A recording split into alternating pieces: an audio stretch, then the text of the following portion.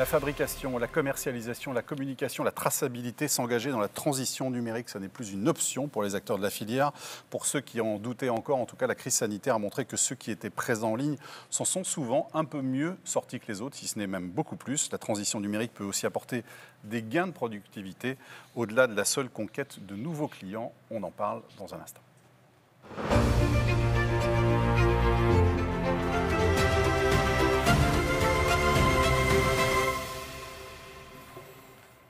Voilà, nous nous avons rejoint sur ce plateau trois nouveaux intervenants. Luc Le Sénécal reste avec nous, bien sûr. Stéphanie Carrois, bonjour Stéphanie. Bonjour. Alors vous êtes dirigeante, vous avez plein de casquettes, Stéphanie. Je ne sais pas comment vous faites pour vos journées. Vous êtes dirigeante de Luxéal, une entreprise adaptée, spécialisée dans le cuir et textile. Quand on dit adapté, ça veut dire que la quasi-totalité de vos salariés sont des personnes en situation de handicap. Tout à fait. Vous avez combien de salariés en tout ? J'en ai 10 à l'heure actuelle, bientôt 11. Et les 10 sont en situation de... Donc 90% ? Moins 1. Donc Moins on va dire 99%. Vous êtes par ailleurs secrétaire général de la CPME de Haute-Vienne. Oui. Et vous êtes aussi secrétaire général de l'UPTHC, c'est l'Union professionnelle textile, habillement, cuir. Donc vous venez avec cette double casquette de chef d'entreprise et de représentante aussi d'autres entreprises. Raphaël Nieto, bonjour Raphaël. Bonjour.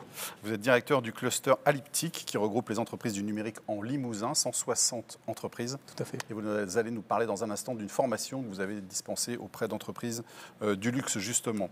Philippe Ribera, bonjour Philippe. Bonjour. Vous êtes vice-président innovation de Lectra, une entreprise évidemment bien connue dans la région bordelaise, leader mondial spécialisé dans les logiciels et les systèmes de découpe automatique de cuir ou de textile pour les marchés de la mode, de l'automobile et de l'ameublement. Vos clients, ce sont autant des PME que Chanel et autres. Je ne citerai pas de nom pour ne pas faire de jaloux, mais c'est aussi bien de très grands noms que de petits fabricants. Quand on dit petits fabricants, c'est par exemple une entreprise de combien, là, votre plus petit client ? 15-20 personnes. 15-20 personnes, oui. D'accord. Comme quoi, on peut aussi utiliser, on va en parler d'ailleurs dans un instant, c'est un vrai enjeu aussi de se dire, est-ce que lorsqu'on est une toute petite entreprise, est-ce qu'on peut aussi reproduire peut-être certains gestes anciens avec des machines. Raphaël, je voudrais d'abord qu'on parle de cette formation que vous avez faite il y a 2 ans auprès des entreprises du collectif Luxe et Excellence qui rassemble des entreprises de Nouvelle-Aquitaine, façonniers de produits de luxe, TPE, PME et entreprises du patrimoine vivant, qui sont des sous-traitants de grandes maisons pour la plupart. Pourquoi viennent-ils vous voir à l'époque ? À l'époque, ils viennent nous voir collectivement pour être accompagnés dans une démarche de transformation numérique, en commençant par le dirigeant, avec une conviction qu'on partage, qui est que la transformation numérique, c'est dans la tête du dirigeant, avant tout. C'est lui qui l'impulse ? C'est lui qui l'impulse, c'est lui qui doit l'intégrer dans sa stratégie, dans ses enjeux, dans les décisions qu'il va prendre. Ils viennent nous voir parce qu'ils ont une injonction, une demande de leur donneur d'ordre de se diversifier, de développer une marque propre et d'être capable de survivre aussi à des aléas économiques. De ne pas dépendre que d'eux. De ne pas dépendre que d'eux, de rester là, de se consolider. C'est une injonction même. C'est une injonction, c'est une demande, ils doivent le faire. Ça fait des années qu'ils doivent le faire et il faut qu'ils y passent. Le monde avance et il faut qu'ils se mettent à niveau. Donc il faut qu'ils créent leur propre marque ? Il faut qu'ils créent leur propre marque, il faut qu'ils touchent leurs clients qui ne sont pas nécessairement sur le territoire où est la production. Il faut qu'ils s'adaptent en termes de canaux de vente, de comportement de consommation, et il faut qu'ils arrivent à anticiper l'ensemble des changements générés par le numérique. Donc, quand on parle de nouveaux canaux de vente et de mode de consommation, ça passe forcément par le numérique ? Ça passe beaucoup par le numérique. Ouais. Il y a le e-commerce, mais il y a aussi la question des influenceurs, influenceuses. On n'est plus que sur de la publicité traditionnelle. Il y a des canaux de vente qui émergent, qui affleurent, et on ne peut pas faire leur place, on ne peut pas leur donner un mode d'emploi, mais on peut leur donner des tendances pour nourrir une stratégie et les aider à anticiper et à se positionner au mieux. Ce qui est intéressant, là, c'est qu'ils ont fait une approche collective. Quel est le bénéfice, finalement, d'une approche comme celle-là ? Le bénéfice, c'est l'échange, déjà. Ouais. C'est de rompre l'isolement. D'avoir des gens qui ont la tête dans le guidon, qui sont dans la production, qui sont dans le management, qui sont dans la gestion financière, et leur dire vous n'êtes pas tout seul, les problématiques que vous avez, d'autres les ont aussi. Et il y a des professionnels en région, des experts qui peuvent vous accompagner, qui peuvent vous donner des clés pour que vous y réfléchissiez collectivement et que vous puissiez travailler sur vos projets propres. Ils avaient besoin de comprendre quoi finalement ? Quels étaient les enjeux ? Quels étaient les outils ? La demande était très très large en fait. Ouais. Ça partait de la sémantique, connaître les termes, savoir ce que c'est le SEO, savoir ce que c'est l'AdWords, pour pouvoir parler avec des agences, parler avec des prestataires et comprendre l'environnement dans lequel Le on SEO, évolue. c'est le référencement. Le référencement naturel Ouais. sur les moteurs de recherche. Et ça allait jusqu'à des enjeux, des perspectives en termes de transformation numérique. C'est-à-dire qu'on avait un spectre très très large de thématiques à traiter, mais pour que très rapidement on arrive dans le dur de la stratégie pour aider des dirigeants à se projeter à horizon de plusieurs années sur des choix. Tout ça en 6 mois, parce que la formation, ça a duré 6 mois, c'est ça? Tout ça en 6 mois, à raison d'un temps de rencontre par mois, sur un rythme qui a été défini avec Luxe et Excellence pour s'adapter à l'emploi du temps de ces dirigeants. Donc c'était les lundis, un lundi par mois, avec 1 à 2 modules traités, un temps de networking et d'échange sur le déjeuner, et une mise à disposition de l'ensemble des contenus et des ressources à distance, parce qu'on savait que la problématique des réseaux sociaux ou du RGPD, du traitement de la data, n'allait pas forcément venir au moment où on avait suivi le module. Ça pouvait venir 2 mois, 3 mois, 6 mois, 1 an plus tard. Quels sont les retours aujourd'hui, 2-3 ans après? Est-ce que ces entreprises se sont effectivement diversifiées, ont créé leur propre marque? Certaines l'ont fait, certaines ont accéléré, sont allées plus loin à différents niveaux, sur de la communication, sur de l'organisation aussi des process, des métiers dans les ateliers. Il y a encore beaucoup à faire, hein. Il y a encore beaucoup d'entreprises, 2020 nous l'a prouvé, hein, qui étaient très très loin et qui ont subi des grosses difficultés du fait de leur manque de digitalisation. La vertu de cette première action, ça a été de voir la hauteur de la marche, d'être capable de déléguer, de comprendre les enjeux et de s'entourer de professionnels, de spécialistes pour y travailler. Ça doit être encore complété par des approches collectives. On parle notamment de marketplace, on parle d'outils mis à disposition de postes mutualisés, notamment sur du community management ou sur de la gestion de projet entre un ensemble d'entreprises pour travailler avec ces prestataires. Et in fine, l'enjeu, c'est la transformation numérique individuelle de chacune de ces entreprises. Stéphanie, vous avez été accompagnée à la création de votre entreprise. Vous vous êtes dit, de toute façon, le numérique, je n'ai pas le choix, si je crée ma boîte aujourd'hui, il faut que j'y sois. Alors, exactement. Vous y connaissiez grand-chose? Rien du tout. Donc effectivement, l'avantage de ces multiples casquettes, hein, comme vous l'aviez précisé, c'est que je connais un petit peu, on va dire, je connais très bien d'ailleurs Raphaël de l'Elliptique, avec qui on va justement travailler très prochainement pour l'UPTHC notamment. Mais effectivement, moi en tant que créatrice d'entreprise, ça me paraissait totalement incontournable que dès le départ, on prenne en considération ce côté numérique. C'est vrai que moi, j'ai créé l'entreprise l'an dernier, donc en plein Covid. Ouais, c'est bien. C'est une bonne idée. Voilà. Et effectivement, au vu des déboires ou des difficultés qu'ont rencontré beaucoup d'entreprises, de PME, TPE, j'essaye aussi, parce que c'est souvent l'exemple, hein, c'est ce qu'on dit, et c'est aussi le but de témoigner, c'est de se dire il faut faire les choses bien dès le départ. Donc effectivement, moi, j'ai demandé l'aide de la région pour directement pouvoir accompagner l'UXCL dans cette partie du numérique, c'est-à-dire effectivement travailler avec moi parce que je ne suis pas compétente. C'est quoi? C'est de la création de votre site? C'est voilà, création du site, présence sur les réseaux sociaux et puis également des outils internes avec des logiciels et un matériel informatique qui va pouvoir aider l'UXCL à se développer effectivement. Et c'est forcément des conseils que je donne à mes entreprises adhérentes par rapport à cette... Parce qu'on pense que parce qu'on est petit, parce qu'on est une TPE ou une PME, on ne peut pas avoir accès à ce type de matériel ou ces fonctionnements-là. Et c'est ce que nous, on essaye de faire aussi. Il y a de la pédagogie encore à faire? Oui, énormément. Les enjeux ne sont pas encore non. mesurés. Alors, c'est vrai que du coup, il faudra bien qu'on sorte des choses positives de ce Covid. Et c'est vrai que le Covid a fait prendre conscience, malheureusement, et j'allais dire à tous les secteurs d'activité, hein, le commerce, l'habillement, le textile, peu importe, le cuir, mais d'autres secteurs, qu'effectivement ce passage par le numérique était devenu quasi incontournable. Et il faut maintenant effectivement mettre en place l'accompagnement des entreprises, parce que je rejoins totalement Raphaël, il faut convaincre le dirigeant de mettre en place et de rentrer dans cette démarche de stratégie numérique pour pouvoir ensuite décliner au sein de l'entreprise auprès des managers. Oui, parce qu'il faut sensibiliser après tout le monde. Il faut que ça infuse dans toute l'entreprise, on est d'accord. On a bien vu, je le disais en introduction, que pendant la crise, effectivement, ceux qui étaient digitalisés s'en sont sortis mieux que les autres, globalement, dans tous les secteurs. Tout à fait. Ouais. Chez vous, Luc Le Sénécal et l'INMA, avant de parler du cas de Saint-James, est-ce qu'il y a encore effectivement, comme le disait Stéphanie, de la pédagogie à faire? Est-ce que vous sensibilisez? Tout le monde n'est pas convaincu. Je vais vous prendre 3 exemples. Ouais. Vous avez, je vais vous prendre l'exemple d'une entreprise du patrimoine vivant, 3e génération, qui a été reprise par la 3e génération. Quand ils ont repris l'entreprise, c'est les jeans Tufri, dans les Ardennes, du jean fait en France, de A à Z. Et cette 3e génération, quand ils ont repris les ateliers, c'était la quasi-faillite de 3 personnes. Ça fait 3 ans qu'ils ont repris l'entreprise. Ils viennent d'une génération, ils ont 30 ans, 35 ans, qui sont nés avec ça. Et ils ne vendent que par Internet ou par les réseaux sociaux. Et maintenant, ils sont 25 personnes. Ils vont doubler l'atelier, ils vont arriver à 50 personnes. Et c'est une réussite.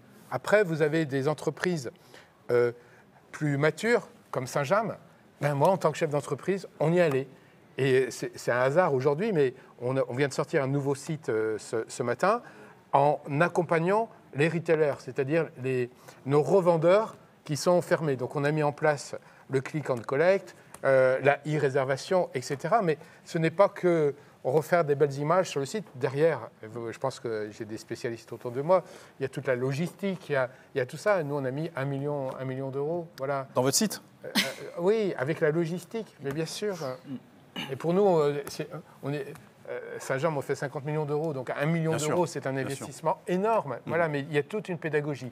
Et je prendrai un 3e exemple. Il ne faut pas que tout le monde pense que c'est 1 million d'euros. C'est évidemment à la proportion de l'entreprise. Derrière, bien sûr. Derrière, on a refait l'entrepôt. Bien sûr, voilà. Le 3e exemple que je prendrai, c'est dans le cadre de l'INMA, on organise chaque année les journées européennes des métiers d'art et du patrimoine vivant. L'année dernière, à Rideau, confinement. Là, 15 jours, alors que tout était lancé, de nouveau Rideau. Eh bien, on a fait ces métiers, ces journées du patrimoine, européennes du patrimoine, uniquement en digital. Comme aujourd'hui. On a eu 1 million de personnes qui ont suivi. Et les maîtres d'art, les métiers d'art, certains se sont achetés des iPhones pour filmer leur savoir-faire et le mettre. Donc, on y arrive. Voilà. Et vous avez mis en place des formations. Il faut aussi, et on ne le dit pas assez, dans le plan de relance suite à la Covid, que ce soit l'État ou les régions, et avant de venir, je me suis renseigné, la Nouvelle-Aquitaine est particulièrement dynamique, il y a des aides de l'État dédiées au numérique. Il faut y aller. Je pense que, encore une fois, j'essaye de voir le verre à moitié plein, que la Covid est un facteur d'accélérateur de tout ça. Bien sûr. Et c'était dans l'air du temps. Aux entreprises un peu plus matures de rattraper le retard des jeunes générations qui sont nées avec. Et je prenais l'exemple des jeans tout à l'heure, Tefri par exemple, Tufri. Philippe Ribera, on parlera tout à l'heure de Lectra, mais avoir un site internet pour un artisan d'art, par exemple, aujourd'hui, c'est pour la notoriété ou doit y avoir quelque chose de plus, une proposition de valeur? C'est pour moi? Oui, pour vous, c'est pour vous. Je vous l'envoie. Merci. Moi, je pense qu'il faut une proposition de valeur.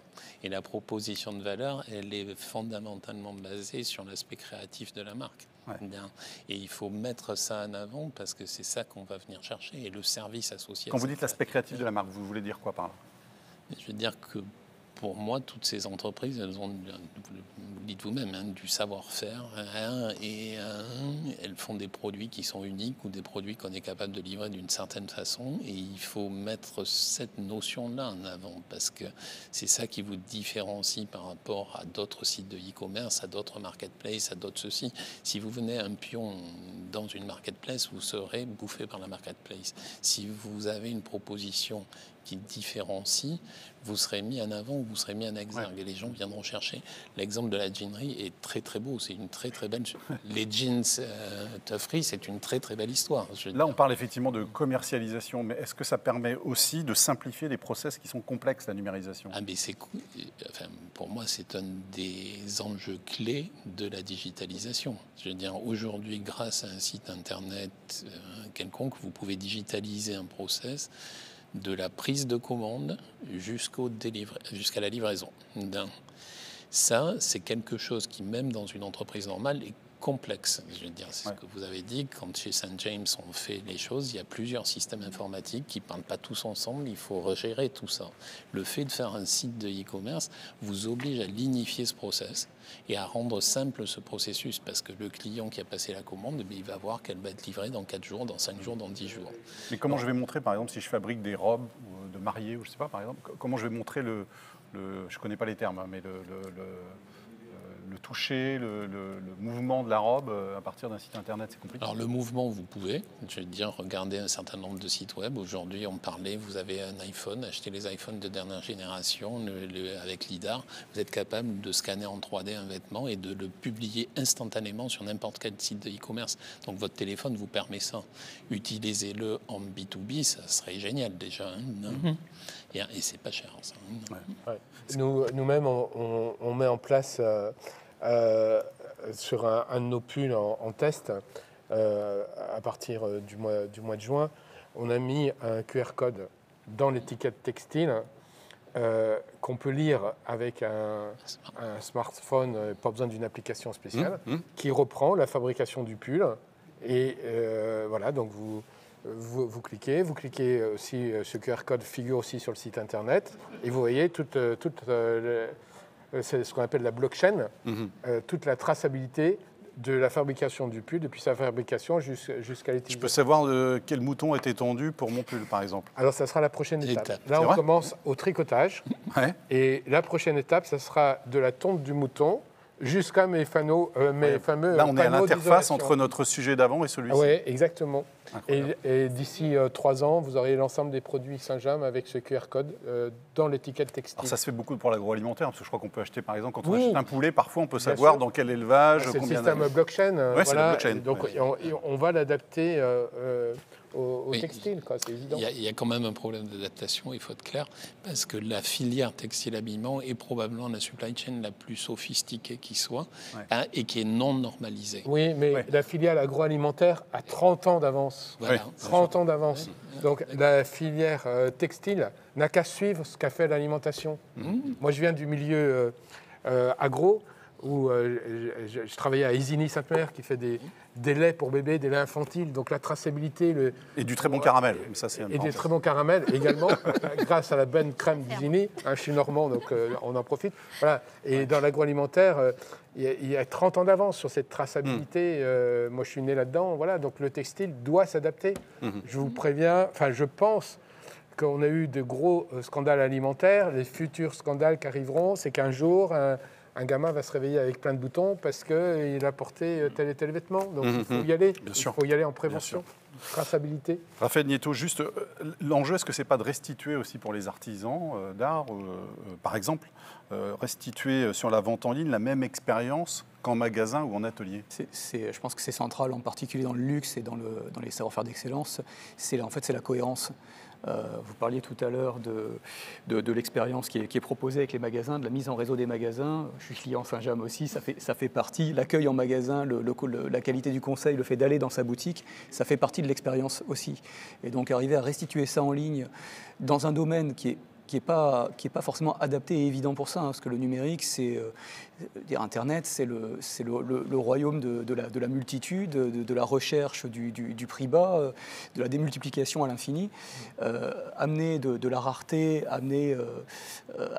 restituer cette expérience, c'est quelque chose de complexe, mais il y a des spécialistes du sujet, il y en a en région, et qui peuvent accompagner des acteurs du luxe et du très haut de gamme pour restituer cette expérience et apporter cette cohérence. Il faut les deux, il faut l'omnicanalité. Le nouveau consommateur, il va avoir le choix. Il va avoir le choix d'aller dans son... D'où l'importance du réseau physique aussi, des boutiques, des artisans. C'est les deux. Le consommateur, il est devant son ordinateur maintenant. Et il veut être livré chez lui, ou il va aller toucher le pull dans le magasin. Il veut savoir si le magasin est disponible à Toulouse, à Bordeaux, s'il doit passer à Paris. Il est mercredi sur son lieu de travail, il passera le week-end à Bordeaux ou en Normandie. Il veut savoir si dans la boutique, il va aller chercher ce pull. C'est ça. Il faut les deux, l'omnicanalité. Voilà, Internet a certainement développé, a été une révolution par rapport au retail. Je vous parie que dans 10 ans, c'est le retail qui va tirer Internet.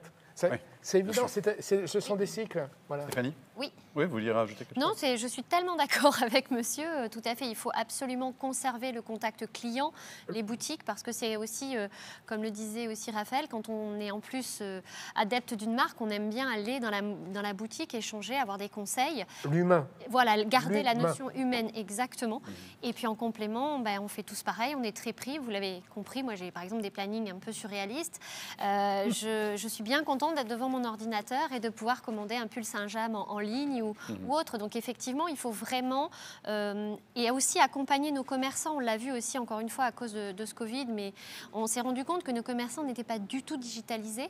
Et je pense qu'il faut vraiment arriver à ça, à ce que tout le monde comprenne que c'est complémentaire et que c'est pas antinomique d'avoir un site marchand et une boutique à la rigueur. Il faut vraiment aller là-dedans. Les deux. On va parler usine du futur, j'allais dire, mais plus atelier du futur peut-être, dans un instant. On va revenir à la traçabilité, vous l'évoquiez il y a quelques instants, enjeu majeur effectivement pour les industriels de la mode. Et une entreprise de Biarritz les aide à répondre à l'obligation de transparence sur les enjeux RSE. Regardez.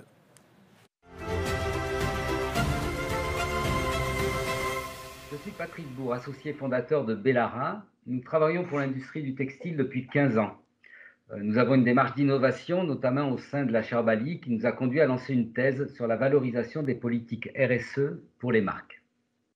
Nous sommes éditeurs d'une solution qui s'adresse aux entreprises de l'industrie de la mode et du textile, qui souhaitent optimiser le pilotage des approvisionnements et assurer la traçabilité RSE des produits finis et des matières premières. Faire en sorte que les produits commandés arrivent conformément en quantité, en qualité et en délai à l'entrepôt pour être expédiés dans les différents canaux de distribution. ISM traite spécifiquement toutes les divisions produits, prêt-à-porter, hommes, femmes, enfants, la maroquinerie, la bagagerie, la bijouterie, entre autres. La solution permet de centraliser toutes les actions entre tous les acteurs, les fournisseurs, les organismes de contrôle qualité, les prestataires logistiques, pour mieux piloter la chaîne d'approvisionnement de la matière première aux produits finis. Dans le contexte actuel, l'exigence des consommateurs oblige les marques à s'engager dans une démarche d'excellence, mais surtout de transparence. Elles doivent aller au-delà d'une communication RSE institutionnelle pour raconter à chacun des consommateurs l'histoire de son produit, avec quoi il est fait, comment, par qui, d'où vient-il, etc. Et ainsi témoigner du respect des engagements RSE affichés d'une manière institutionnelle. Il s'agit de créer un lien personnel avec le consommateur, il s'agit de créer une expérience utilisateur.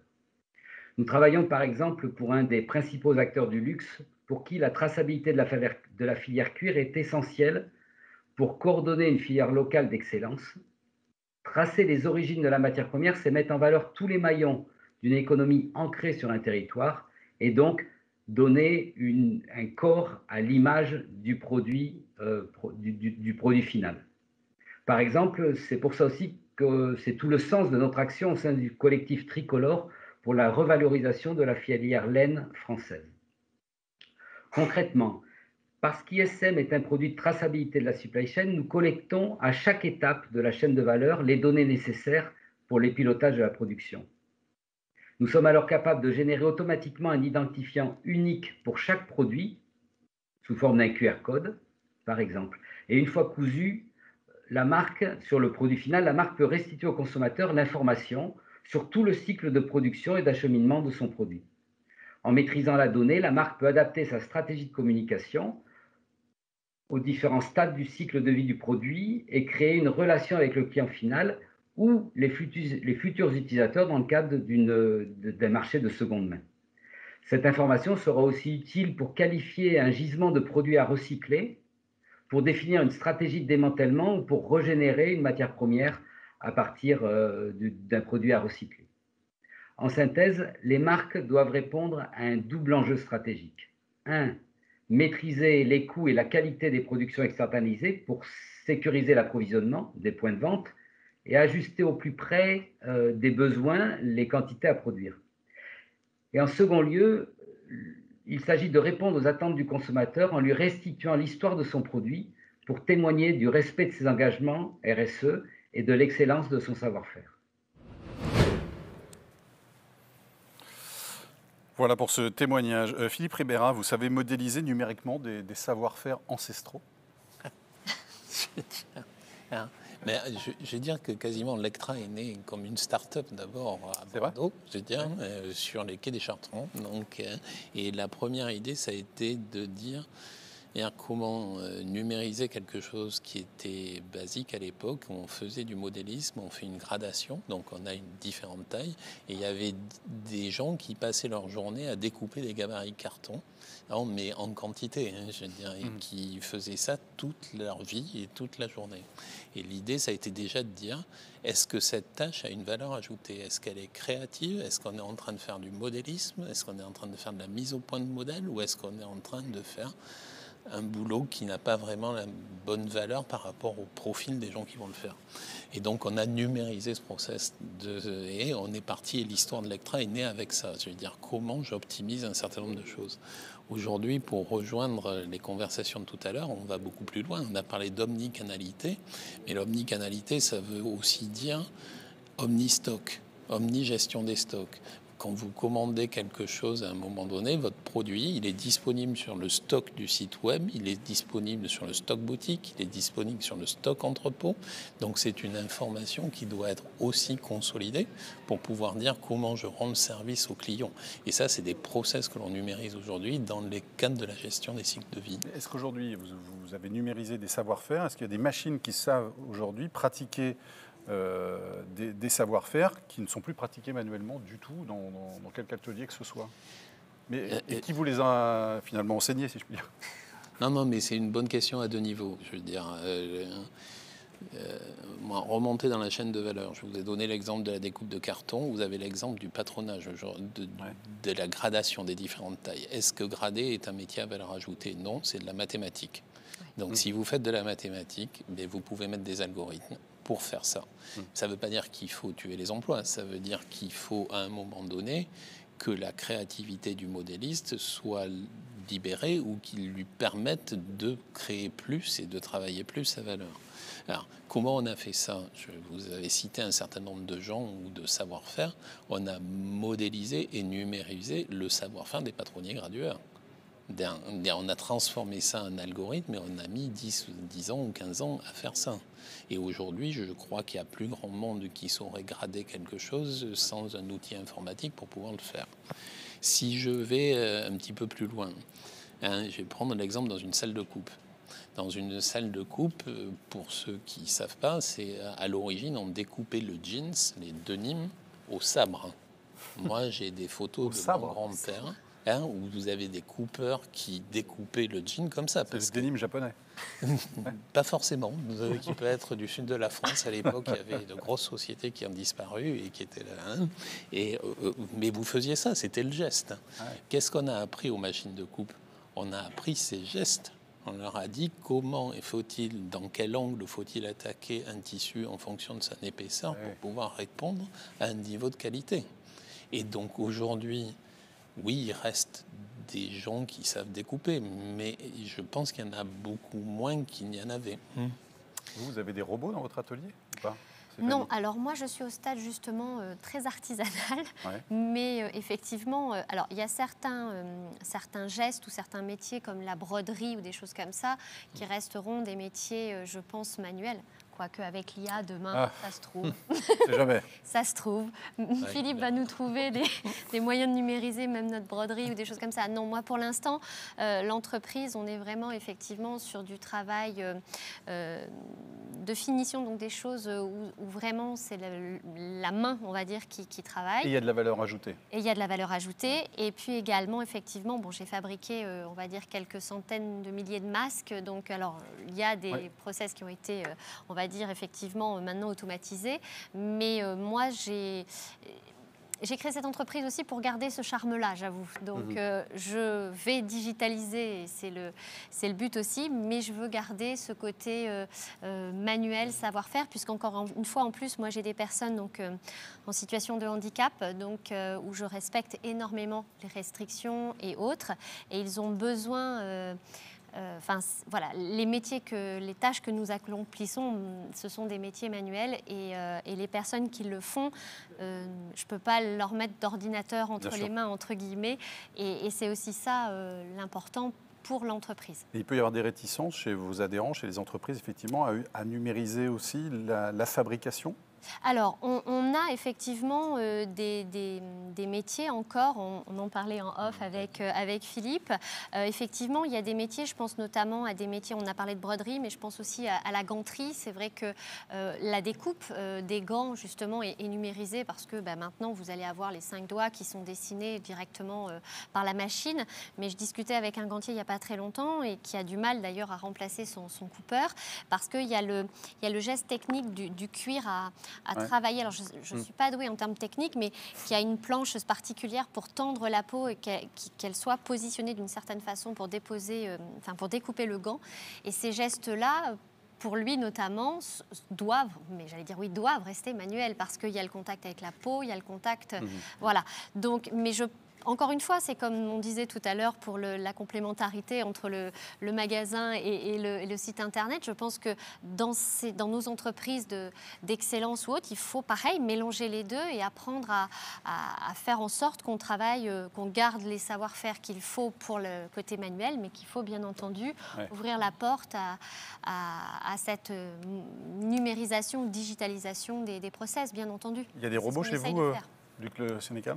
Alors, chez nous, il y a un savoir-faire humain. Par exemple, la fixation du col du pull au corps du pull, ça s'appelle le remaillage, maille par maille, c'est 18 mois de formation. Et ça n'est pas mécanisable. Bien sûr. Par contre, je rejoins, on a tout ce qui est patronage. On avait des patronages en carton, il n'y a pas de valeur ajoutée, c'est de la mathématique. Exactement. Donc ça, on a numérisé. Donc il faut allier les deux. Mais il y a des métiers humains, et c'est la caractéristique surtout beaucoup des entreprises du patrimoine vivant qu'on ne pourra jamais numériser. Bien sûr, c'est ce qui fait leur valeur ajoutée et qui ajoutée. justifie le prix. Ouais. Ce qui justifie aussi le prix et le savoir-faire. Bien sûr.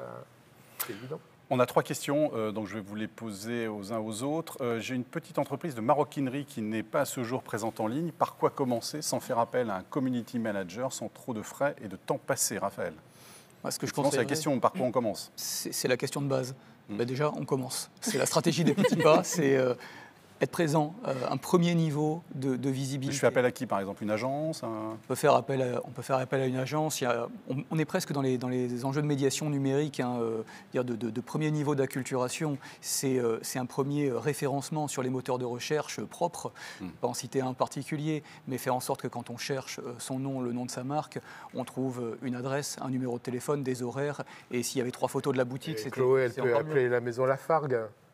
Cuir, entreprise du patrimoine vivant ici en Nouvelle-Aquitaine, voilà, ils vont les aider. Enfin... Mais ça coûte cher, Raphaël, ou pas?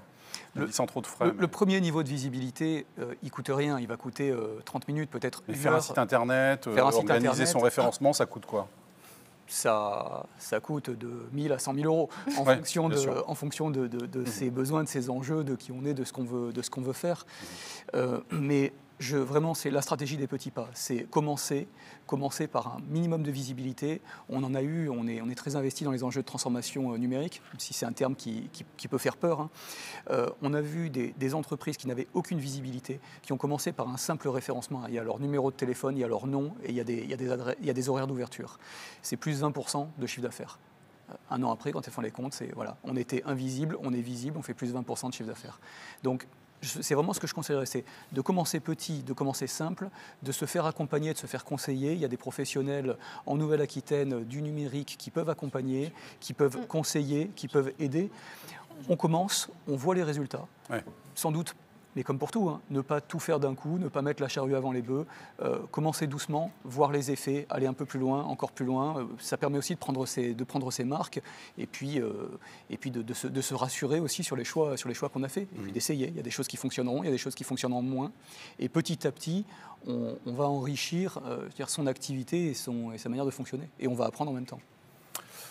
Accompagner, former les dirigeants, c'est bien. Former et accompagner ses employés, n'est-ce pas nécessaire pour une transition numérique humainement réussie? Vous l'avez dit un peu, Stéphanie, tout à l'heure. Indispensable. Oui, tout à fait. Effectivement, je pense que, comme on le disait, la démarche doit être dans la tête du dirigeant, mais par la suite, il faut très vite décliner ça au sein de l'entreprise et former les collaborateurs expliquer, faire de la pédagogie en disant que ça ne va pas révolutionner ou enlever le poste, parce que beaucoup ont peur de ça aussi, mais bien au contraire être un outil pour les aider, pour enlever certaines tâches. Effectivement, je rejoins totalement aussi Philippe sur la notion de valeur ajoutée, c'est-à-dire que peut-être simplifier des tâches et effectivement, quand on met en place quelque chose, une stratégie numérique, il faut en parler à tous les collaborateurs de façon à ce que ce soit accepté et bien perçu par tout le monde et rapidement mettre des formations en place pour tout le monde de façon à ce que ce soit bien accepté et mis en place rapidement. Oui, Philippe Rivard. Non, moi, je supporte de 100%. Il y a un mot qu'on emploie beaucoup en ce moment dans la mode, c'est la fabrication à la demande. Bien. La fabrication à la demande, ça correspond à tout ce qu'on dit, une digitalisation d'un process. Où est-ce que ça marche, où est-ce que ça ne marche pas? Ça marche dans les entreprises où il y a un patron qui a une stratégie, une vision et qui embarque son personnel dans ce projet parce que ça change les habitudes de l'entreprise de tous les côtés. Des gens qui bossent depuis 20 ans, même dans une PME importante, ont le même problème. Donc si vous ne les accompagnez pas et si on ne fait pas à l'anglo-saxonne du change management, mais du vrai, pas de la... j'allais dire, pas du faux, pardon, excusez-moi. Et ça ne marchera pas. Et je vais dire, et nous, on a des succès extraordinaires, des moments où on a la combinatoire, patron visionnaire qui dit mais on y va et on y va tous et je vous embarque tous et je paie le coût de la transformation humaine aussi. C'est ça là-dessus. Tiens, elle est encore pour vous celle-ci, Raphaël. Si malgré un site, une présence sur les réseaux sociaux, de la communication, les ventes ne décollent pas, que faire et comment se démarquer vis-à-vis de la concurrence? Normalement, ça doit marcher. Alors, ça doit marcher. Le numérique, ce n'est pas une baguette magique non plus. C'est-à-dire qu'il y a cette recherche, on en a parlé tout à l'heure, de cohérence. C'est-à-dire que ce qu'on propose et l'expérience qu'on propose en ligne doit être alignée sur celle qu'on va proposer en boutique quand on a une boutique. Donc, est-ce qu'on retrouve les mêmes valeurs, la même expérience, la même image? Ça, c'est la première question à se poser. Et une deuxième chose, pour le dire de façon très directe, c'est faire le job. Est-ce que sa proposition de valeur, son produit, son service est celui qui est attendu par les clients? Le numérique ne va pas venir régler ce genre de problème. Bien sûr. Et ça peut même, on va dire, c'est un accélérateur. Quand ça marche bien, ça peut exploser au niveau des ventes. Quand ça marche mal, en termes de relations clients, en termes parfois de qualité de produit ou de quoi que ce soit, ça va se voir et s'entendre et se savoir beaucoup plus vite, beaucoup plus fort. Donc voilà, qualité, faire le job et s'appuyer sur le numérique pour proposer une expérience, une proposition cohérente. Je pense que vous avez dit un mot, il faut le dire cash, et un bon produit quand même. Un bon produit, oui. Parce que si on n'a pas un bon produit, ça ne marchera pas. Tous les artisans d'art et entreprises du patrimoine vivant qui nous regardent font des bons produits de toute façon. Exactement. Stéphanie Guérois, juste une question, mais très pratique. Par exemple, vous conseillez à vos adhérents des entreprises, parce qu'évidemment, ce n'est pas forcément à qui s'adresser, des entreprises qui sont spécialisées alors, dans la communication, dans le référencement, etc. Parce qu'on se dit, mais par quoi je commence, à qui je m'adresse? Vous pouvez donner, vous, des contacts? Raphaël Nieto, oui, d'accord. de la Liptique. En tout cas, en général, on peut s'adresser à ces organisations professionnelles qui, globalement, effectivement, le réseau Aliptique donc, et le cluster numérique, donc, ils abritent de nombreuses entreprises, start-up ou autres, donc effectivement avec des agences de communication. Donc effectivement, nous, on travaille à l'UPTHC énormément en réseau, donc c'est pour ça qu'on prépare des choses, notamment tous les deux avec Raphaël, parce que le but, effectivement, c'est d'informer et surtout que les petites entreprises, et c'est aussi le rôle de l'UPTHC, ne se sentent plus seules et pas isolées, justement. Vous voyez les questions que l'on a d'indépendants. C'est vraiment, nous, de fédérer tous ces secteurs d'activité autour de problématiques communes que sont le numérique, que sont le sujet juste avant sur le recyclage. C'est vraiment, nous, c'est notre rôle en tant qu'organisation UPTHC, c'est vraiment de se dire, on a un contact direct, on appelle Stéphanie et les équipes, et à ce moment-là... Elle a du temps. Oui, j'ai plein de temps. Et effectivement, on dispatche et nous, on a cette chance-là d'avoir un réseau très développé, de très bien connaître notre territoire. Et à ce moment-là, on oriente les entreprises vers le bon interlocuteur pour les aider rapidement. On nous demande si les chambres de métiers proposent des formations adaptées. Je n'ai pas la réponse, mais j'imagine en tout cas, vous avez été très nombreux à nous poser beaucoup de questions, y compris sur la première table ronde. On n'a pas pu toutes les prendre, mais en tout cas, sachez qu'il vous sera répondu directement à chacune de vos questions. Pardon de ne pas avoir eu le temps de toutes les prendre, en tout cas. Merci Philippe Ribera, merci Stéphanie, merci Raphaël. Yves Le Sénécal, vous restez avec nous. Dans un instant, Alain Rousset, le président de la région, va nous rejoindre. On va parler du Made in local. Un nouveau témoignage d'abord pour évoquer la plateforme MOM, qui est une alternative finalement numérique au salon Maison et Objets. A tout de suite.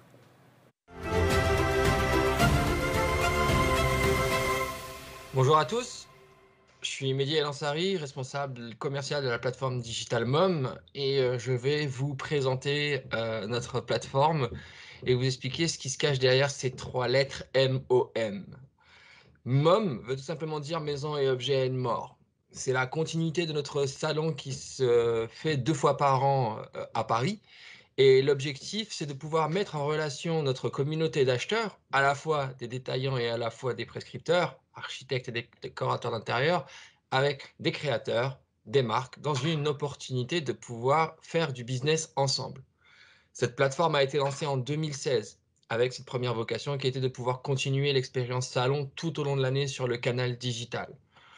Force de constater que c'était un besoin de la part des marques de pouvoir aller chercher des opportunités sur un secteur tel que le digital, nous les avons accompagnés par l'intermédiaire de notre plateforme en leur mettant à disposition un espace dédié sur lequel ils peuvent communiquer à la fois sur qui ils sont, ce qu'ils font, de parler bien évidemment de leur ADN et de parler de leur projet et de leur actualité.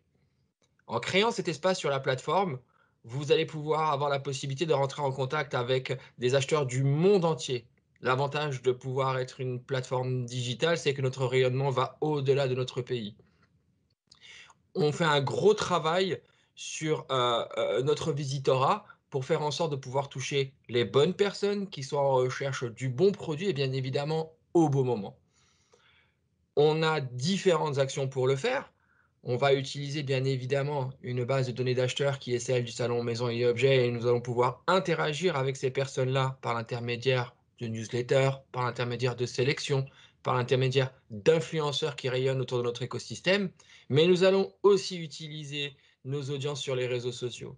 On a la chance de pouvoir avoir 2 énormes communautés qui est plutôt à l'écoute de nos messages et en diffusant vos produits, en diffusant votre ADN, en diffusant qui vous êtes par l'intermédiaire de ces différentes audiences, on optimise les chances d'être visible et donc du coup de pouvoir toucher un maximum de monde. N'hésitez pas, si vous avez des questions, je suis à votre disposition pour pouvoir avancer et discuter sur ce sujet. Le deuxième point qu'on va pouvoir aborder, c'est la relation justement qu'il pourrait y avoir entre notre salon physique et le digital. Je vais faire un tout petit point par rapport à la période actuelle. Comme vous pouvez le savoir, les rencontres physiques sont un peu compliquées en ce moment. Néanmoins, ayant lancé une plateforme en 2016 et n'ayant pas anticipé le Covid, on nous sommes retrouvés totalement légitimes à pouvoir continuer cette volonté d'être visible de la part des marques, mais aussi cette volonté de pouvoir sourcer de la part des acheteurs. Et nous nous sommes rendus compte que sur l'année 2020, les comportements ont été bouleversés. Le fait de ne pas pouvoir se rencontrer, de ne pas pouvoir toucher les matériaux, mais néanmoins de pouvoir avoir cette envie de voir vos produits et avoir envie de pouvoir sourcer ces produits. D'où la complémentarité qu'il y a avec une plateforme qui vous permettra de pouvoir être visible toute l'année et de pouvoir, on l'espère, repartir sur un salon et pouvoir avoir de nouvelles rencontres. Merci pour votre écoute et à bientôt.